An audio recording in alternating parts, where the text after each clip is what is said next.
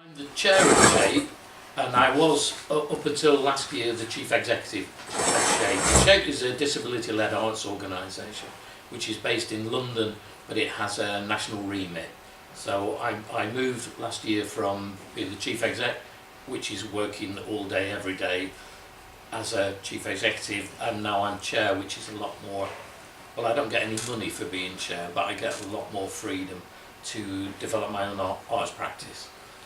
After saying that, I've been working as an artist for the last 35 years, so I've always worked alongside I've worked as an artist alongside the work that I've done as an administrator. So I'm going to talk to you about my sculptural work today, and if you want to ask any questions as we go along, feel free to do so, but I'll break this up into a couple of chunks, and if you want to ask questions at the end, we can do that. Okay? So what Harriet's asked me to do is talk about my methodology as a sculptor and some thoughts on working within sculptural practice.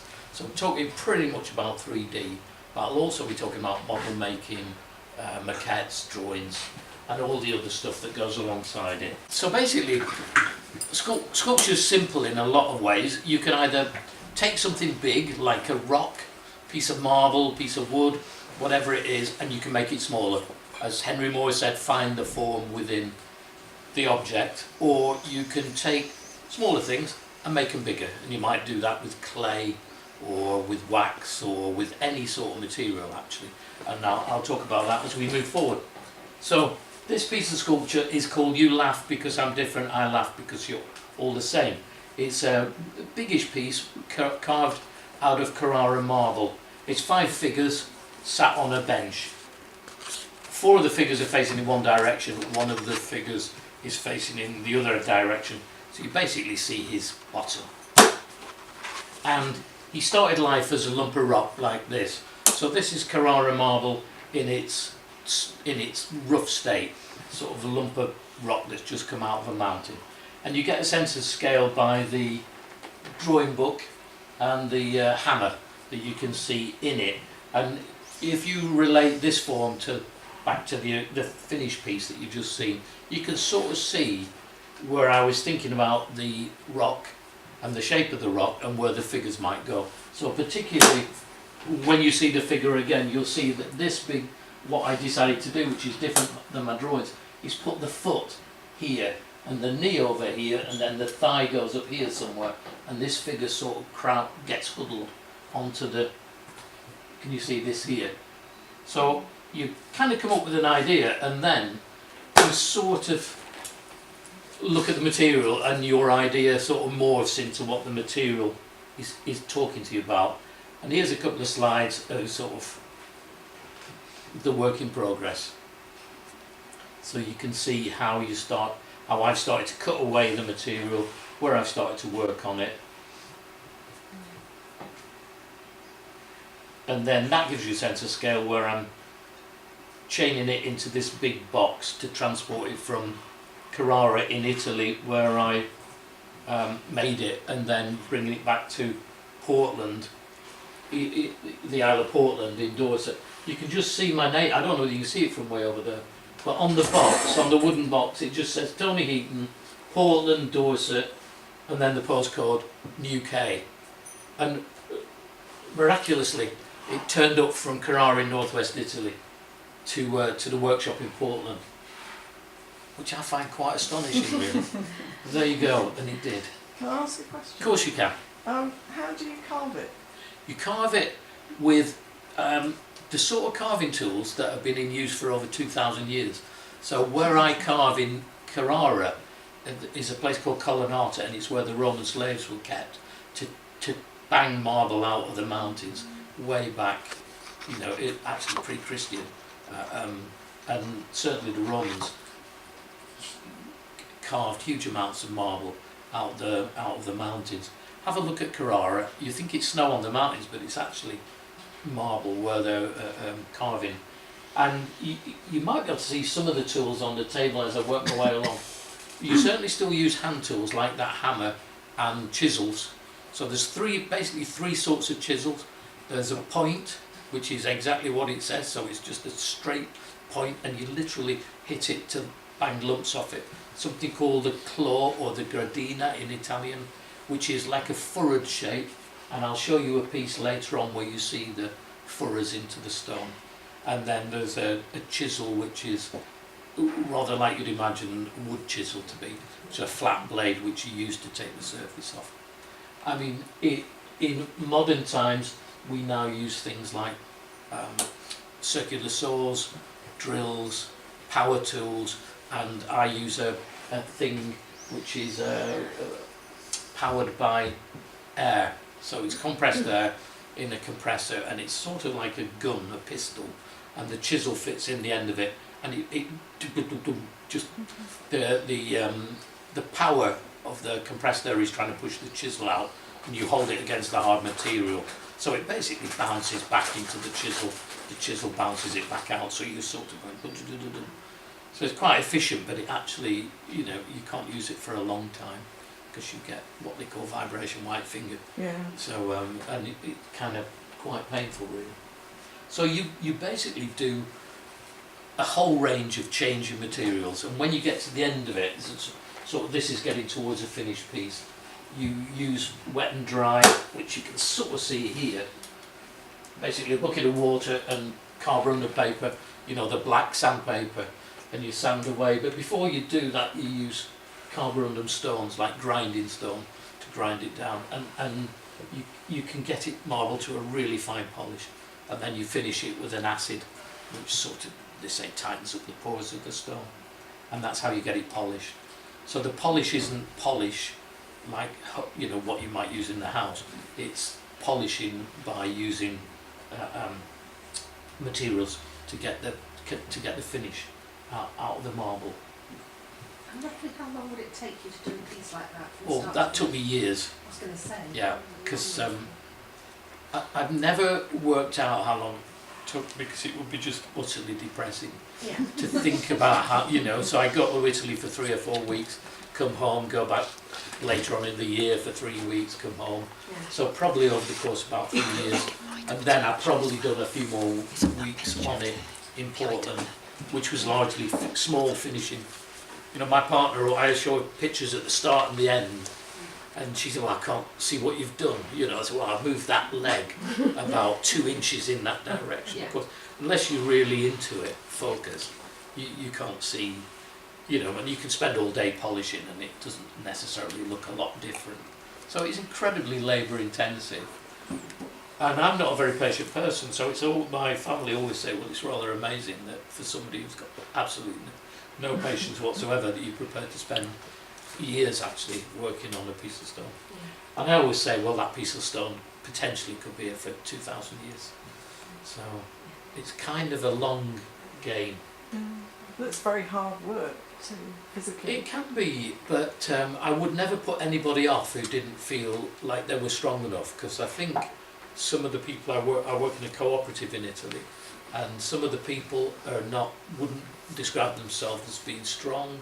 Some a sculptor who is really petite, and she's in her 70s, and she makes the most beautiful sculptures, and they're small, but they're beautifully formed, you know. And I think scale doesn't really matter.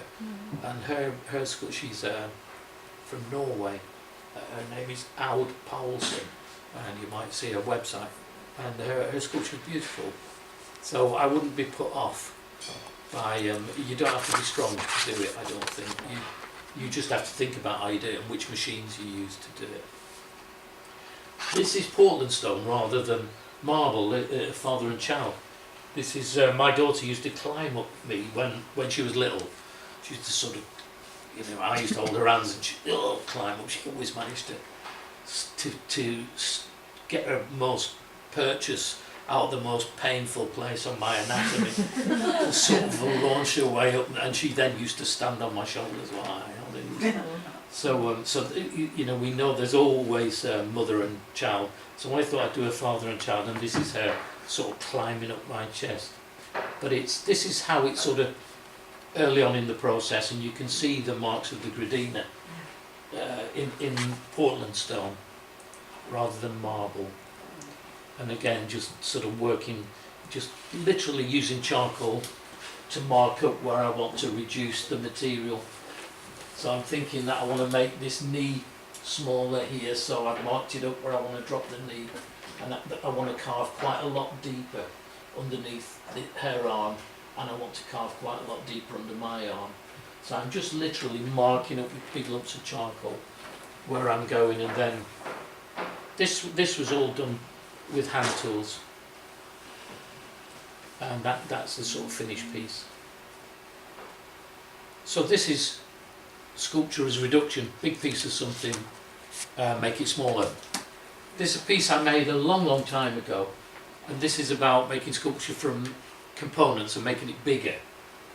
This is called Great Britain from a Wheelchair. If you kind of figure it out, it's a map of Great Britain, and it's made out of bits of wheelchairs. So somebody wrote about it in a critical piece, saying that they couldn't see it, and then all of a sudden, when they first saw it on a wall, well, it hangs not quite on a wall, against the wall, so you get a shadow. But they said it just looked like a jumble of bits of wheelchairs, and then suddenly it came into focus, and then they saw the map of Britain. And the discipline for me was to not use anything other than the components of two wheelchairs, which I took to bits. So basically took them to bits, piled them in the corner of the studio, and then I started to, well, I got a big piece of plywood, put it on the floor. Well, I projected through something like this. I ripped the weather map out of the Guardian newspaper, put it on an epidiscope, projected it onto this 8 by 4 foot piece of wood, drew around it with a big fat felt tip, so I got the map, and then I just started to root about through this pile of material and start putting it together. But I couldn't use any bolts or nuts or anything that wasn't actually in there. So every bit of that was from the two bits of wheelchairs, and I got the south coast from the backrest of the wheelchair, and I just simply cut the shape round. And, Is it welded together? Or? No, it's not welded at all. I've just used the fittings from like these screws that are in this seat, and some of the bolts that hold things like the brakes on. So Cornwall is the big, can't just quite see it, but you can now, look. And it's the brake off this old wheelchair is like a big handle up here, and when you pushed it forward. So I literally used that. That's the backrest. And Scotland, the north of Scotland is the footrests. And then there's a bit of metal here, which is the bit of metal that goes inside this seat, which is a sort of strip of aluminium. So I literally just bent that to get that sort of shape at the top of North Wales. And so that's a piece of sculpture where you are putting stuff together to construct. And So, again, sorry, you said about the discipline. Was Yeah. the point of it because it was awkward to do, or well, it's partly that, but it's partly about if it's called Great Britain from a Wheelchair, then you can't, or you could say it's called Great Britain from a Wheelchair with other bits? plus 28 nuts Okay, and bolts from my toolbox, or plus some sticky back plastic, or Yeah. plus some stuff that I found in the corner of my shed. So, if you want to be authentic to the title, and the titles are really important for me in my work. So Great Britain for a Wheelchair is really about what is it like living in Great Britain as a wheelchair user back then in the 1980s. So it's a political and philosophical statement about life for wheelchair users, as well as being Great Britain made out of bits of wheelchairs. This piece, again, I'm lurking around in the background just to give it some scale. It's called Shaken Not Stirred. It's a pyramid of 1,760 red charity collecting cans. So you're all familiar with the old charity box. And it's a pyramid. And the reason it's called Shaken Not Stirred is not just about James Bond's martinis, but it's really about charity, the hierarchy of charities. So the political nuance behind it is there are some charities which are right at the top of the pyramid, who get all the money and do really well. And then there's lots of charities like Heart Shape and all the really important charities who are in at the bottom and don't get all the sexy funding from all the amazing people. The Arts Council talk about philanthropy and you know, rich donors, and you know, rich donors only really give money to, you know, the Tate or the National Theatre, somewhere where they can see the name in gold leaf above the door, you know. So it's really about shaking cans but not stirring people's conscience. But again, it's an example of sculpture that you can build up out of constituents. Often sculptures like that are called assemblage. So often you'll see in a gallery it'll say assemblage. And this in many ways is an assemblage, and it's a sculpture that I won a commission for Channel 4 TV. This is Channel 4's building in Horseferry Road in London, Westminster. And for the 2012 Paralympics, they ran a competition for somebody to propose a sculpture that represented the Olympics and Paralympics. So I came up with this idea, which they eventually went with. So this is the actual sculpture. It's called Monument to the Unintended Performer. And the reason it's called that is that the Paralympics are all about putting the spotlight on people who choose to perform, you know, who want to be in a race or want the TV to be on them or whatever it is that they're doing. And this monument is to all the disabled people who don't want to perform. And that might be the way that people look at you when you get on a bus or a train or you go about your daily life. So I always said it's a, you know, when I get on a bus, everybody stirs, and there's this great to-do where a little lift, ramp comes out, or it doesn't come out, it makes a noise and it says beware, there's a wheelchair coming on the, you know, it's a great fuss to get on a bus or a train. Most people just get on them. And why is it that we are always unintended performers? You know, a person of restricted growth will always say, I get stared at all the time, people make comments about me. People with visual impairments who use white canes or dogs that always seem to be stared at and always comment on this. So this is a monument to the unintended performer. And I wanted to talk about maquettes, because making sculpture often means making a model, making a maquette before you do it, to figure out how it works. And this is the maquette for Channel 4. And the big 4 outside Channel 4 TV, when you look at it, it looks like a 4. But actually, when you move around it, it's quite deep. So you've got this bit right at the front, and you could, you know, the verticals and the horizontals are all set away from each other. And it's probably about half the size of this room in depth of all these uprights and verticals and angled pieces. So what I wanted to do with the sculpture is play around with this focus, really, because you only really get it in focus when it comes round. So what I wanted to do is put something on all the different elements of these to resolve the sculpture. And this is an architectural drawing of it, which shows it in more detail. And what I did was put, I can't remember, we'll look at it in a minute, I put a silver, gold and bronze cladding on 3 of the uprights and verticals to represent the medals. I put the head of the sculpture on that top little segment up there. I put one arm on that piece, one arm on this piece, and I attached the wheel to this horizontal piece. So that's the actual naked 4 that's outside the Channel 4's building. It's 50 foot, just over 50 foot tall. So that was the armature that I was working with. And often in sculpture we'll use wire or materials to make some sort of armature, to maybe to add clay to, or paper mache or whatever it is. Could I ask, what did you do to win the? I put in a proposal. So basically, you said put in a proposal so we can see what you're going to do, and write something about what the sculpture's about. I didn't tell them it was called Monument to the Unintended Performer before I'd actually won the competition and built it. Okay. So I can't remember what I called it now, but I thought I'm quite subversive in many ways, and I thought if I call it that and explain what it's about, they won't want it, because Channel 4 want it to be all about, look at me, aren't I brilliant, I've overcome my impairments to be this fantastic runner, swimmer, whatever it is. And I'm sort of slightly uncomfortable with all that kind of stuff. So I don't know what the hell I called it, I must remember. But I put in this, well, I'll show it you in a minute. Sorry, you Yes. know the 4. The 4, yeah.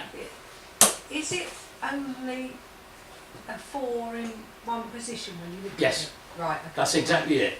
And when you see it on the telly, I don't know whether they still do this or not, and I don't have a telly, so I don't know. Why? Well, Yeah, but they sort of do it on the adverts or whatever. They do this thing where it sort of swings round, and you see all these components dropping in, and then it becomes a 4. So when you see it outside the building, if I go back to that one, that's, I don't know whether you can see this or not, Not really. but it's basically a set of uprights and verticals and diagonals, and they're all apart from each other. Looking off this, or was this your armature? It's already there. It's already there. That's what I mean, It's yeah. there all the time. Yeah. So your piece was on. It's on there. one. Yeah. Yeah. It looks like that all the time. Okay. It's just a red big 4, a framework Yeah, it's a big, essentially outside. Okay. And my starting point was, well, what is the Olympics all about? So the Olympics is going back to Greece, and this incredibly famous sculpture, which is called Discobolus, which by a Greek artisan called Myron. So this goes back into antiquity, and you've probably all seen this. There's copies of it in the British Museum, and you may have seen images of it. But it's basically a discus thrower. So I went back to the earliest possible source of Olympics, which was this discus thrower, and I thought I will combine that torso and the discus with the universal image of disability, which is the little stick wheelchair logo thing, which is I've always found a bit corny, but everybody thinks disabled people are just wheelchair users. They have no idea, they don't really comprehend the huge variety of disabled people out there in the world. So I thought I must utilise the universal image of it. And so basically it's the 3 things. It was this Discobolus, the discus thrower, the wheelchair logo, and gold, silver and bronze, essentially the 3 elements for the sculpture. This is a CAD design. Does anybody know about CAD? I think it's called computer aided design, or computer, I don't know what it stands for. Yeah, Computer something. Yeah. So I'd love to say that I went on my computer and did this, but I just don't have the skills. So I basically went to a young colleague who's a computer whiz on CAD, and he's an architectural, well, he's an architect now, but he was a student then. And you can find these people, they're out there in the world, and they're spending 7 years of their lives learning to become architects. And if you dangle a small amount of money in front of them, they will make your design into reality. And so I did want to talk about maquettes, but I also wanted to talk about CAD, which when I did this in 2012 was it's 2011, was a relatively new thing. But we see it all over now. People will show you a house, what a house is going to look like, or you can walk through buildings with CAD. It's quite amazing. And I basically said, here's a photograph of Channel 4, here's a photograph of the Big 4, and here is a model that I very crudely made of what I wanted it to look like. And I used the aluminium of printing plates. So you just go to a printer and get aluminium plates about this big, whatever, A4, twice A4, and you can cut them with scissors. So I made the silver bits, and I just made a sort of crude wheel, and I said, this is really what I want to look, and here is Discobolus, and that's what I want to use it on. And he literally put this together, and that's the real thing, photographed at night outside, and that's the render. So Channel 4 could see exactly what they were going to get. He even lit up from the building, so you could see it, and he lit up the discus. So the discus was massive, actually. I didn't realise how big these components were. when you see, but I don't know whether you can see it here, but there's a figure here. Can you see it? That's a head and that's a foot. There's some postcards here you can take away, but that figure's that big, and that head, that discus is much bigger. And I thought I was going to take the head away, and I've got a massive fan, and I couldn't get the head in the back of my van when they dismantled it to move it. So I was going to nick it as a souvenir. So it is very big, and you don't necessarily get the scale of it there. But the discus is full of LED lights, and the wheel is a circular, 2 pieces of neon tubing, but massively big, and all these components had to come together. I had 18 men working on this over 2 weeks, from 8 in the morning till 10 o'clock at night, to get it all in position. What are the other bits made out of? What material? Yeah, this is the real thing. Sadly, there's no. I don't think there's a. Is there a figure in front of that? No, maybe not. I might have. Oh yeah. Well, there's a figure in front of that one. So again, you get a sense of scale. That's a sort of daylight figure. These pieces are made out of stainless steel. So the head, this arm, this torso, that's stainless steel. This is a sort of compound cladding material. This is sprayed silver, gold and bronze, and it literally just clads that for. This is a steel circle with neon in it, and this is plastic with about, I can't remember how many, but something like 1,000 LED bulbs wired inside it, and then the wiring all runs along the back, so you can't see it. So and is it in the same way that you kind of see it different from a different angle? Is it the same? Yes, no, that's exactly it. I didn't want to bombard you with slides, but I've got loads of images where you look at it from the side and it looks very abstract, and it looks sort of elongated, and the wheel is tipped on an angle like this. So it does look weird from different angles, and it's only when you get at the front. But going back to this, I used this bit, so the arm and this bit of chest is one piece. You can see it, and then this torso, this bit of this torso is the other bit, and then the arm is sort of separate from there. So I sort of used a set of compound images to get there, and basically I pitched it to Channel 4 to just say 3 components: gold, silver and bronze, the heroic marble sculpture from ancient Greece, which symbolised the Olympics, and the wheelchair logo, which is universal, and so everybody all over the world will figure it out, because that is a universal symbol. So wherever you are in the world, that little stick wheelchair thing represents disability. It also represents the Olympic ring, doesn't it, as well? I guess you could, yeah. I don't know whether I used that or not in my pitch. I can't remember, it's such a long time ago. But basically that's what I pitched, and I used drawings and maquettes, but I also used that, which I think really helps if you're trying to sell an idea, because a lot of people, this is one of my maquettes. I'll show you the sculpture later, but that is a crude maquette. If I sat that down in front of Channel 4 and said, this is going to look beautiful, marble, and it's going to be like, they go, you know what, it's really crap. So I think doing something like this is worth the investment to sell the idea. Really? Tony, did you know all of the materials that you wanted to use? Or did the architect guy who you paid, did he have to say, well, that won't work? Or? No. I'll tell you how it worked, and it's a great question actually, because people do think sculptors just work in splendid isolation in a studio somewhere, and actually for sculptures a lot of the work is collaborative, and you use lots of people. So when Channel 4 gave me the commission, they said, we will put you in touch with the producer of their choice, and the producer,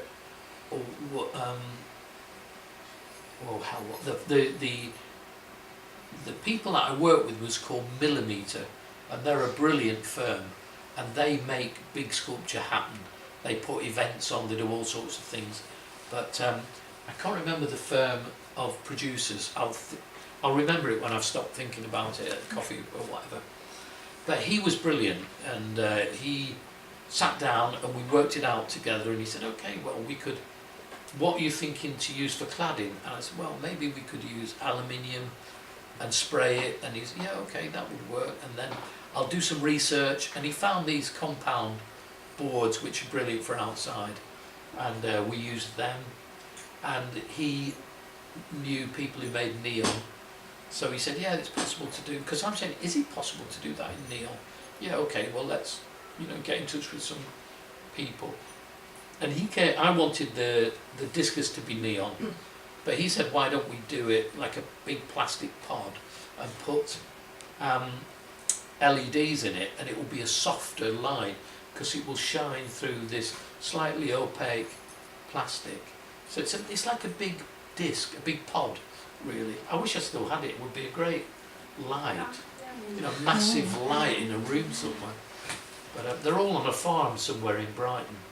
All the different components stacked up against the wall somewhere. And he helped me to source the people that were going to do the work, and he did a lot of the technical discussions with the people, which is fantastic, because I didn't know anything about that. And the firm Millimeter who came to do it, they were just brilliant, because they got I've got photographs of them working, they've got cherry pickers, they've got big screens all around it, they're guys who know about wiring things up and how I've got somebody up on a cherry picker, which really gives that head scale, because he's in this cherry picker, it looks quite small, and this massive head, and he's sort of bolting it into position. So I couldn't do any of that. So it is collaborative, but this is £250,000 project. It's a lot of money, and for Channel 4 is it's peanuts really. It's terrifying. So so that's that. And I wanted to talk about, what did I want to talk about? So we've talked about deconstructing and constructing, CAD design. Oh, traditional materials. So these are in many ways non-traditional materials, but sculptors often use traditional materials, and bronze is one of the classical materials that artists would use and sculptors would use, and it's really expensive. This is by Rodin, who's one of the greatest sculptors in the world ever, and this piece is called the Burghers of Calais, and this photograph's from the Musée Rodin in Paris. I don't know if anybody's ever visited it, but it is, if you're in Paris, it's well worth going to. And it's Rodin's house, but the gardens are all full of his sculpture and the house is full of his maquettes and drawings. But you can also see this because there's an edition of it on the green next to the Houses of Parliament in Westminster.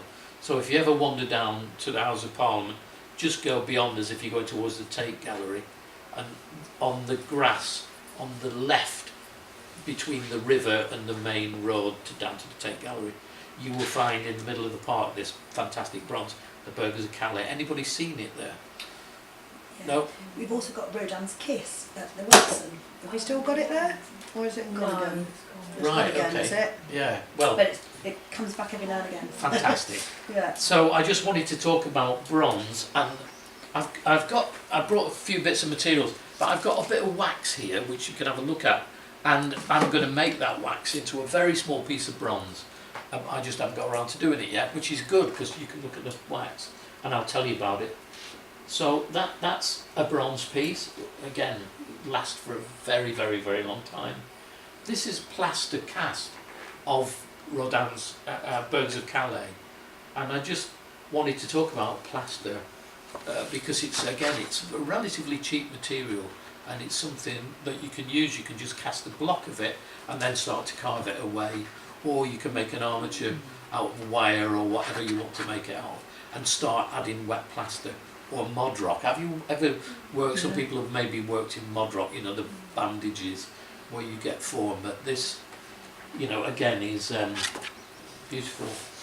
Can you dip plaster, so you do one lane, you Yeah. dip it one again, and Yeah. then so that if you make a mistake, you Yeah. can add another bit on. Yeah, you can absolutely do that, and you can dip it, but you can just flick it on with a spoon, or put it on. You get a handful of it and Like, Like I have just- plastering a wall actually, yeah. Well, yeah, and just build it up. Yeah. It's I like wanna chuck go- outside. Yeah. Well, Can we have a bucket? I don't ask for a bucket. if you Actually, I'm not seriously, gonna- yeah, if you greased the bucket and then filled it with plaster, turn it when it was dry, turn it upside down, banged it, you'd get a nice bucket shape, which you could then, probably work quite nicely. So do you work with plaster of Paris or Sometimes. like the plaster that the chaps plastering the wall with? Well, I use plaster of Paris because Right. that's traditional material, but I think you probably could use that material. I've never tried it, but I'm sure you could.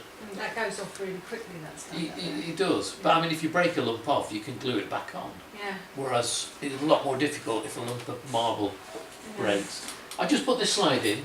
It's a bronze casting, and it's a casting of Henry Moore. I think it's from, this picture's from the 1930s or 40s probably. But I just thought it was quite a nice slide to show. You see the plaster, the objects being cast in, and then you can see the big pins that are squeezing it all together to hold it, and then the sort of hole in the top. And this guy on this side is tilting this great cauldron of molten bronze, and this other guy is sort of aiming it into this hole. I mean, that material is so incredibly hot. If a lump of that hits you, it just render your flesh away, and I mean, it's just frightening, the temperature of that. I just thought it was quite an interesting photograph to show you, to talk about process. I mean, we could do this with lead or a material, used in a domestic pan or, into a mould. Maybe I shouldn't encourage anybody to do that. Because lead's got toxic fumes, so I've done quite a few lead sculptures in my early times, but probably not wise to do it now. Cement. Yeah, cement. Yeah, use cement. And again, this is Henry Moore in the centre, looking at a bronze casting for the family group. So I'm going to show it you in a minute. But a big bronze like this will be made in sections, and then it would be bronze soldered together. So this all kind of welded together. And the things I would urge you to look at is the seat here, which almost looks like an aircraft wing, and this arm, which again has got a sleeve inside it. So you can imagine this sleeve fitting in. And you can flick through these slides after if you want to get a really close look at these, because I'm conscious the resolution isn't fantastic. But I think you can see that seat there. And basically the sculpture is, it's outside the School of Architecture. And architects are really important to disabled people because they either make access or they don't make access. So the sculpture is about the fact that I can't get to the centre of it, and power is at the centre. So this is it being positioned, and you can't quite see it on here, but I made a square in the centre to line it up. This is a dark grey slab, and then I made a curved slab into the ground. So the ground workers did all that with the flags, and then the sculpture, it was made in sections, and then it all comes together. And hopefully, I woke up in the middle of the night before and thought, my God, what's going to happen if the ground workers have gone, oh, do you know what, just put the square there, or it does a couple of inches off, it doesn't matter. Cut the circle, oh, it's a bit out, it doesn't really matter. And of course, I'd never put all these 5 blocks together because they're so big and heavy. And I just thought it's not going to work, and then it's going to look really stupid, and it worked. Everybody did the right thing, everybody did their work perfectly, so it did work. Where's the School of Architecture? It's at Lyongate Square in Portsmouth. So that's the real sculpture, looking down on it from the top of this tower. So you can see the square carved into the edges. Well, it runs down the edges inside the block as well. There's some postcards here of it. And it's called Square in the Circle ? Because for me, I can't get to the centre of power. And it's outside the School of Architecture to remind them that they need to make the world more accessible. Whether they do or not, I have no idea. And that's just a detail of it. And this, Does the like the ribs, do they signify?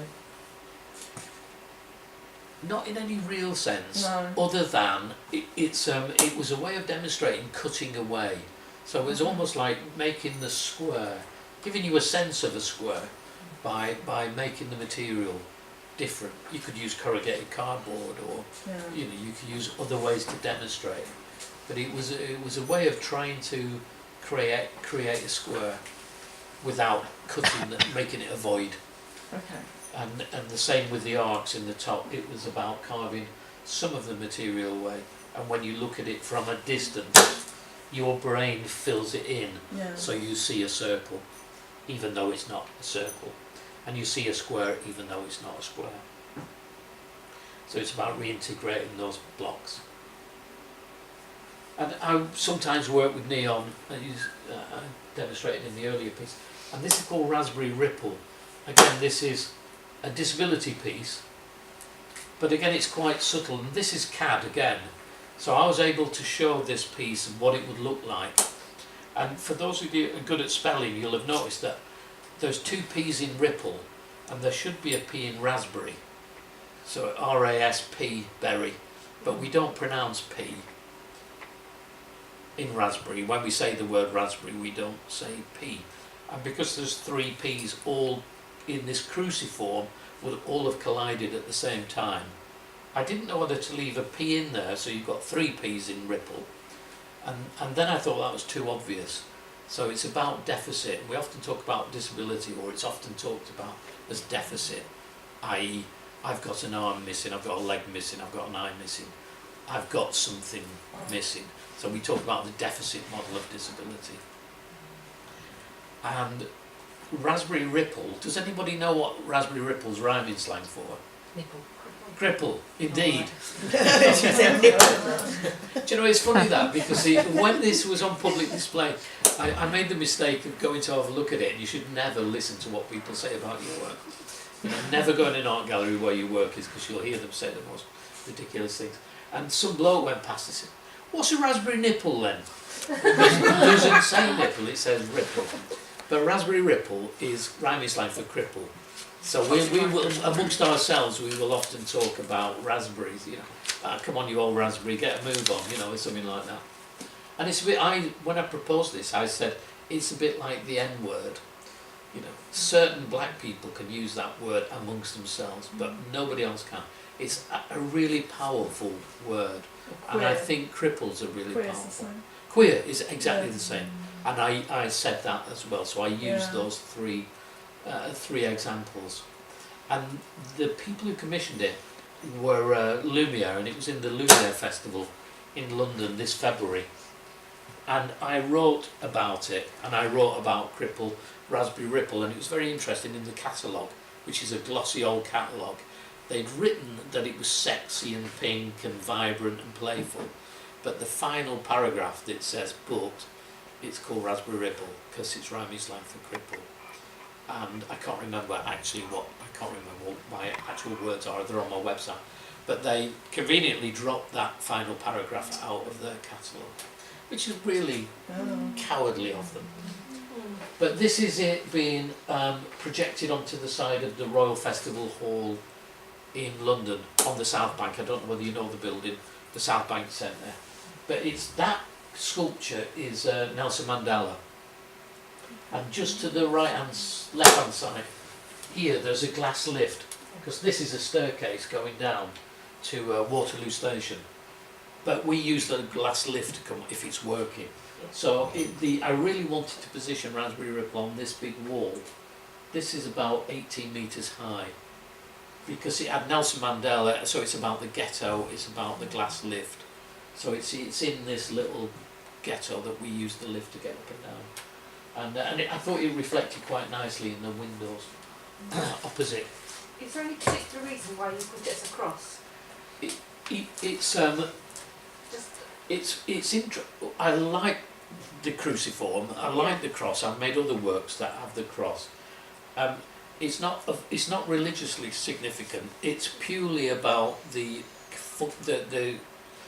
words, the letters.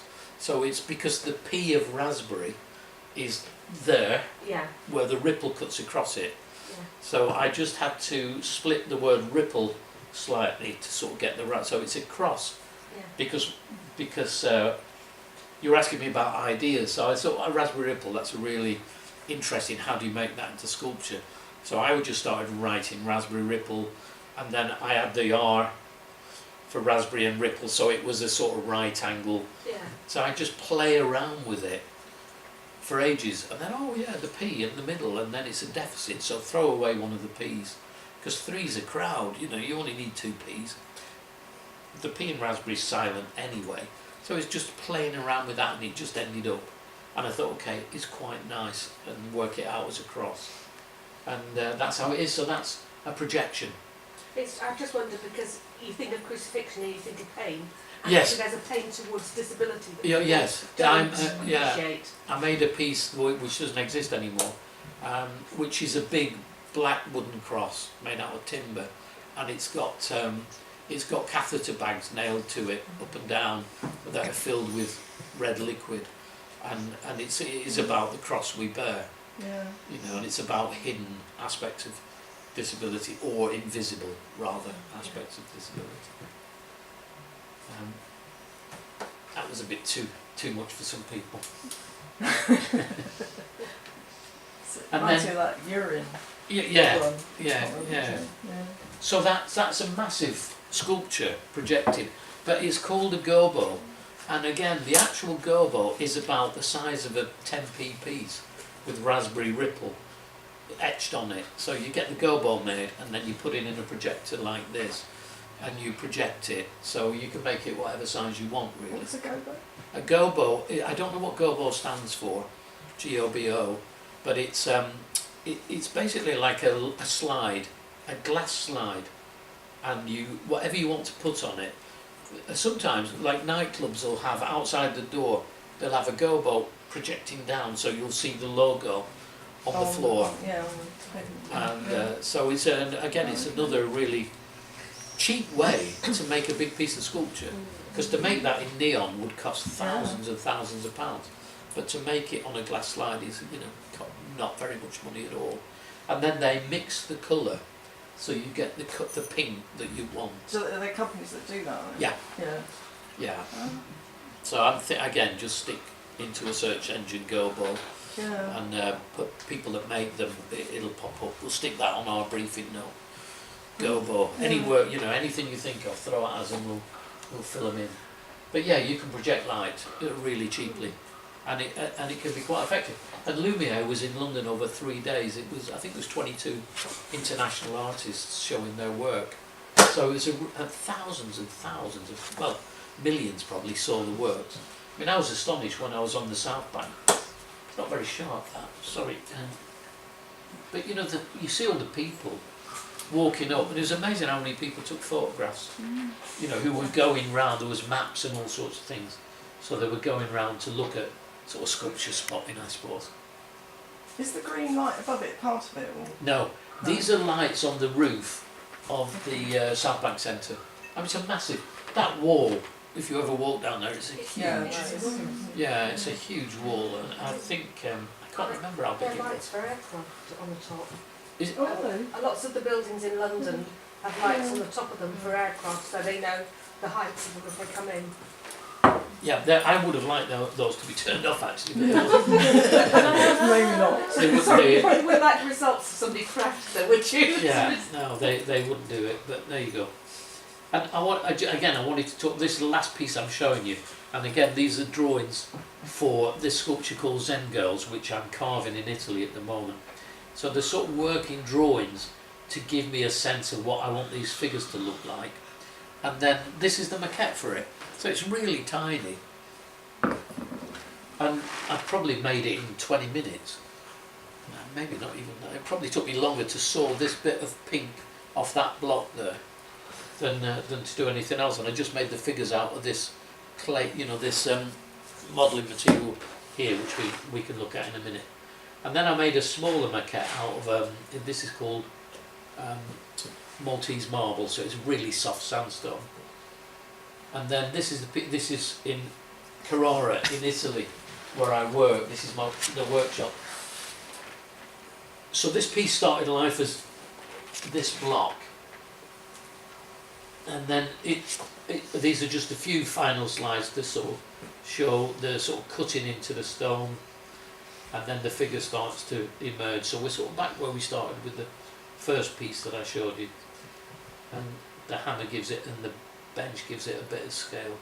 But this is called Zen Girls, a work in progress, and all the material underneath will be cut away in the finished piece, and it's essentially two figures sat on a bench, and the bench doesn't have any legs, so the legs of the women hold the bench up, but I'm carving it so the hands are going underneath, so it looks like they're sort of pulling this bench up underneath them, and all the stuff underneath will go, but that's the last thing you carve away, because you can't be banging away on the top bits when you've got just 4 legs holding it up, or you're destined to do some serious damage. So you basically finish it all, and the last thing you do is chop out all the stuff underneath and finish it like that, and it will eventually look like that.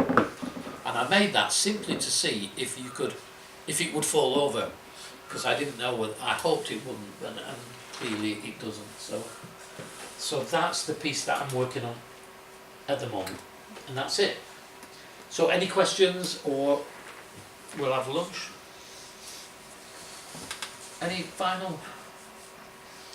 All right. If the bit of marble does come off, Yep. how do you put it back again? You can bond it back with a product Yeah. which has been formulated for and you can do the same with Portland stone. But I think you can always see it. And if you look round the British Museum or the National Gallery or the Victorian Albert, you will look at works, and if you look closely enough you'll see, because it often yellows over time. Yeah. But products have got better now, and maybe that restoration was from years and years ago.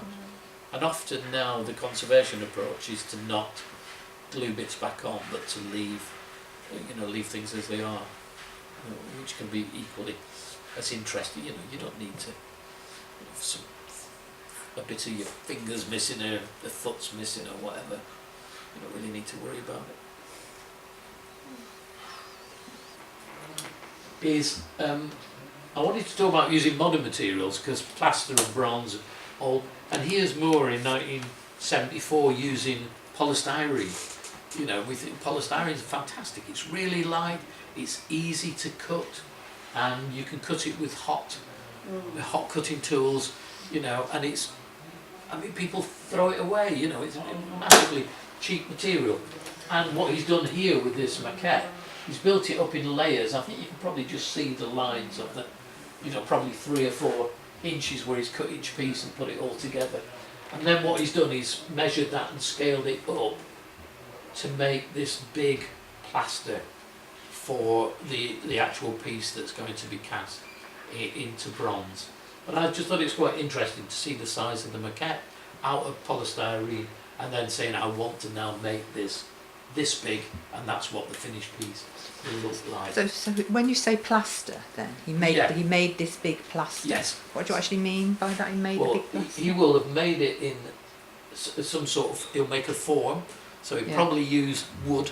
Oh, right. Okay. And then he'll pour wet plaster into it, let it set, knock it out, so like into a mould. He's done it through. And then he'll probably make another piece. And then when he starts to stick it together in a rough shape, he'll then start to cut it with, I don't know what he'd use on there, probably a saw or a big sanding machine or whatever. And he'd sand it to get the shape that he wants, and then it would go to be cast. Or they'd make a mould of that.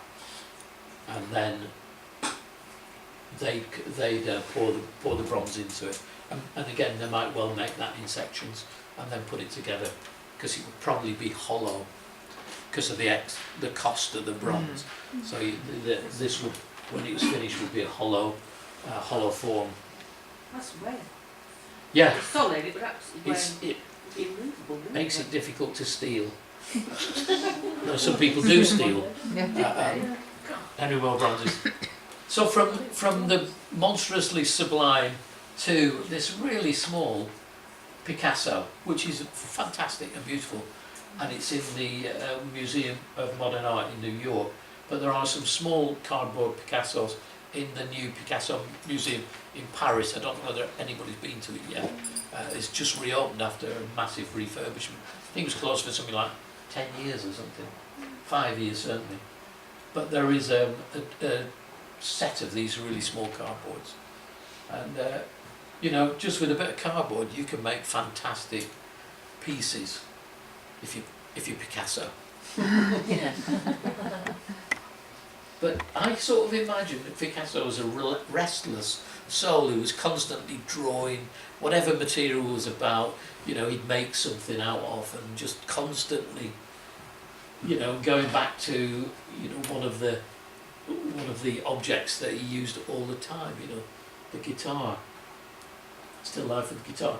I think it's fantastic, and it's, you know, costs nothing. So making sculpture doesn't have to mean using all these amazing bronzes or gloss wax techniques or anything.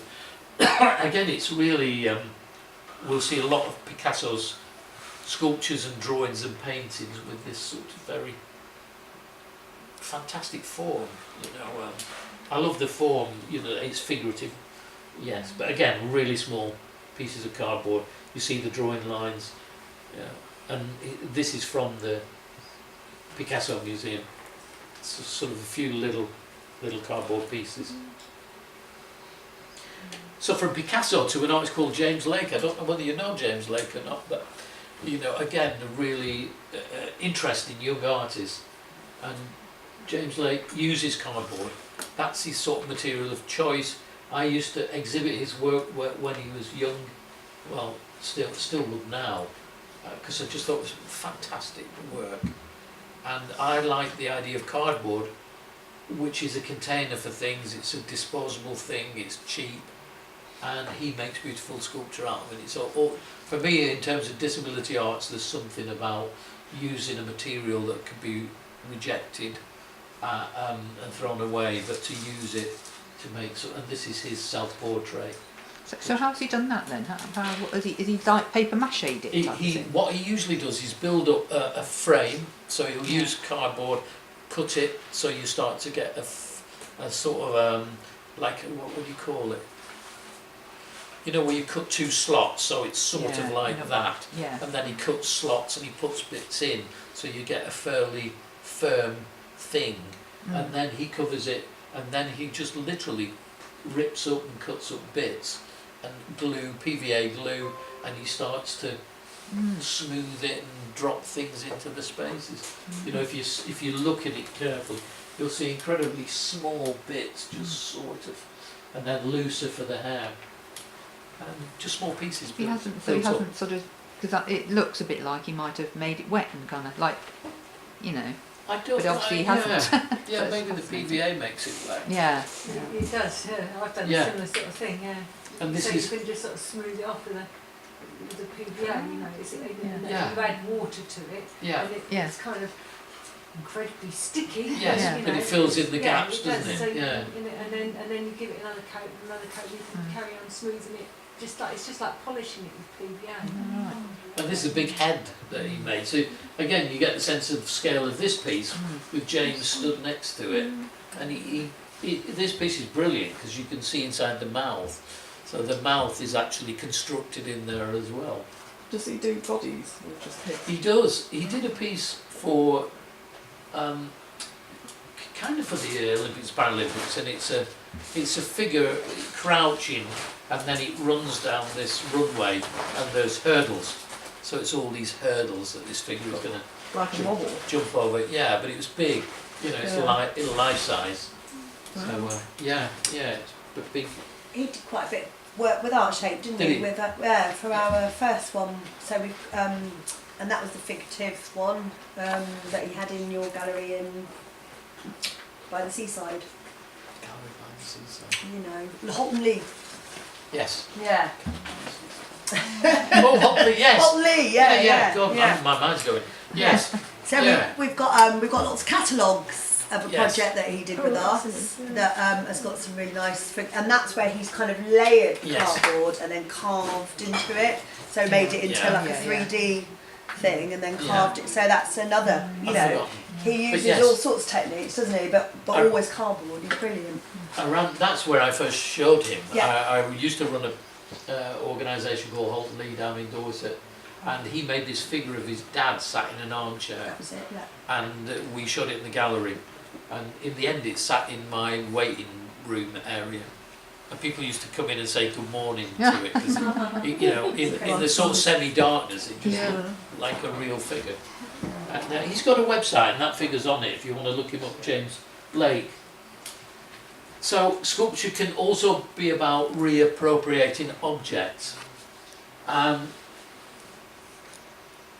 quite interested in this, how you might transmute something, or you know, this idea of alchemy where you turn base metal into gold.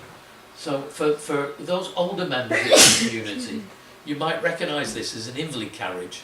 So did anybody ever see an invalid carriage out there on the road? Yeah, okay. Well, I used to have one when I was 16, and they took them out of commission in 1983. There were three-wheel vehicles, and they were not called cars. They were called prosthetics, and you got them on the National Health, and they had one seat and a sliding door. So basically, disabled people had no friends, no family, no lovers, no children. They just had one seat in a three-wheel vehicle called a prosthetic, and they were all painted a sort of weirdly pale blue. So you're always marked out as, oh, there's the spot the crip, as we used to say. And we, you know, we call them all sorts of things, cripmobile, spasmobile. And so we used to call it spaz blue, this particular blue. So I rescued this via the internet for an exhibition that was originally in the Blue Coat Gallery. This piece has gone to America and it's toured around a couple of galleries in the States. In Michigan, actually, home of Motor City, which I always thought was quite strange. You know, the city in America made these huge cars, would welcome this small fiberglass three-wheeler. So it's no longer a car, if you can make sense of it. It now hangs from the ceiling, so it's almost like a falling space rocket, and it's painted gold. So, and it's called Gold Lame, and I say it went from spaz blue to gold, from lame to lame. So that's my sort of take on it. Is that what it says on the front? That's what it says on the number plate. It says lame. Do you know gold lame? It's like a fabric. Yeah. So it was amazing because a lot of people, well, what's gold lame? What does that mean? I thought everybody knew what gold lame was. Is it disco? Yeah, disco. Yeah, glamour. Disco Yeah. lights. A certain type. Yeah. So there it is, hanging from the ceiling Yeah, in the gold Blue figures. Coat Gallery. Yeah. And then it toured somewhere else. Oh, at the Attenborough Art Centre in Leicester. And I can't tell you where it's going to go next, but it's going to be unveiled quite soon in a major city as a public art commission. So watch out. I'll send Harriet an email of the press release, which should happen quite soon. In But Britain. I'm not allowed to tell you where it's Okay. going, which city it's going, or where it's going. You're allowed to tell us the country. It's in this country. Yeah. Yeah. Up So north, down south, it's a middle? major city. A major city. Yeah. But it's not London. And these are 3 floors, and at each floor you can look down into this space. So that's the space that I proposed it in, and that's them putting it up into the space, and you can see the balconies. I've got some postcards of it here if you want to have a look at it too. So is it the actual thing, or is it you? No, made it's it, it's you the made a actual copy? thing. Oh, it's actual thing. And again, if you look on my website, you'll see me sanding it. It's all broken. I had to make a new door because the door was steel and it was rotten. So I had to do quite a bit of stuff and paint the windows gold and basically spray it. And that's it, looking down on it from the top.